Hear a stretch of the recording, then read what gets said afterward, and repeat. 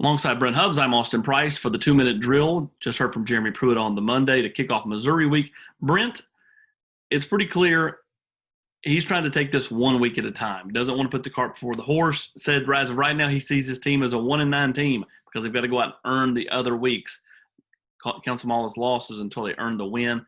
And he just has no desire to talk about any kind of winning streak, doesn't want to play on that. He wants to focus on this 2020 group.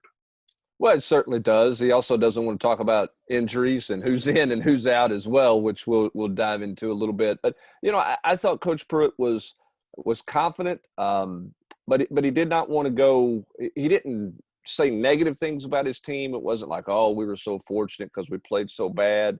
But he also wasn't out there to quickly praise how well they, quote, played in week one. I think, it's a starting point. And I think that was his message and what he's trying to make the message to his football team is Saturday night in Columbia was the starting point.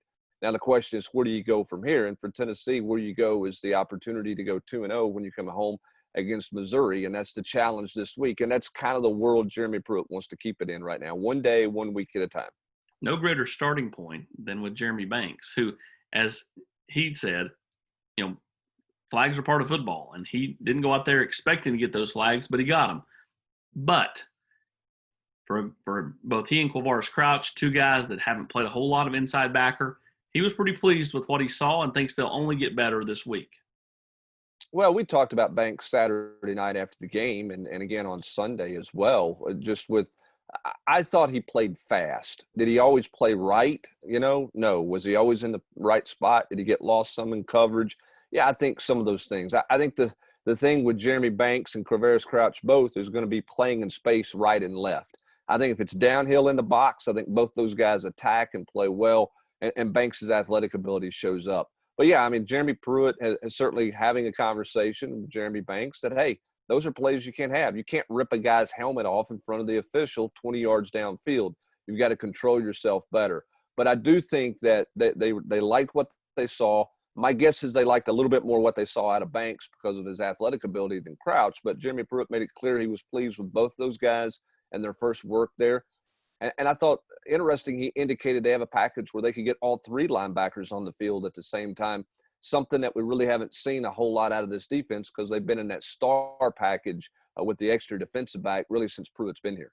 Pruitt also very coy about the availability for Darrell Middleton and Sean Schamberger, but did say he hopes to get those back soon.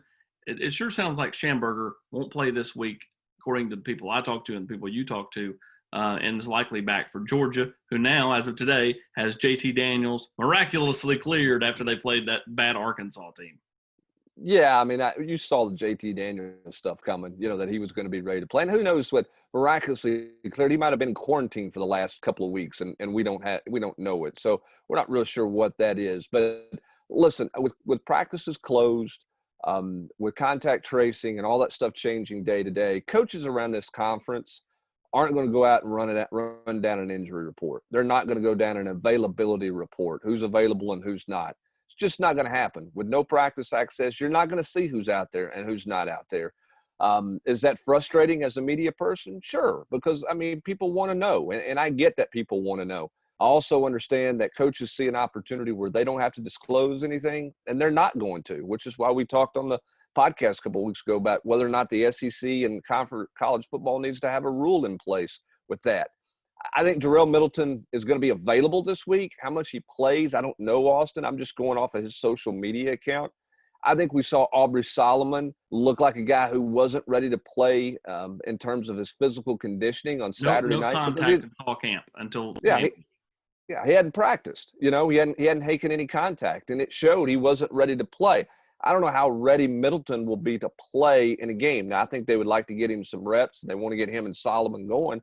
But I can't imagine that he's going to come in and make this huge, impact given how much time he's missed in the preseason. And I'm with you on Schamberger. I think it will be the Georgia game on Schamberger. Interesting, Jeremy Pruitt quickly dispelled any notion that it was a disciplinary issue with either one of those guys and why they did not play.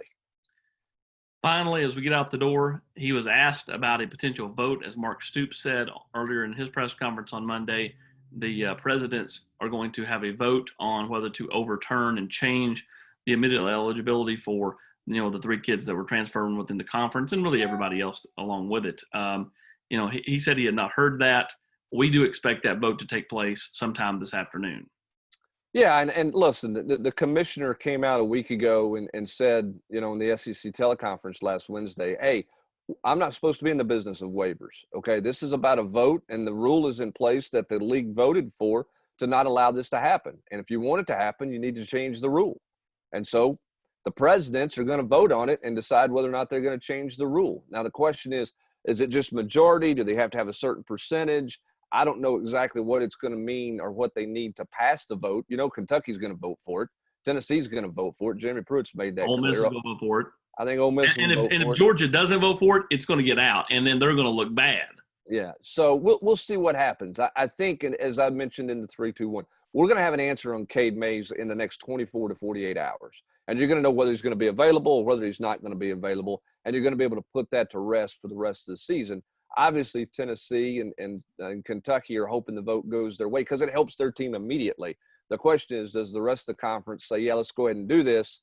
Because we're going to have to vote on it again in January or the first of the year. If we say no now, why are we going to come back in 4 months and vote yes once this season is over? So be an interesting afternoon, evening, and maybe tomorrow morning in regards to the SEC and their decision on this vote that the presidents have called for.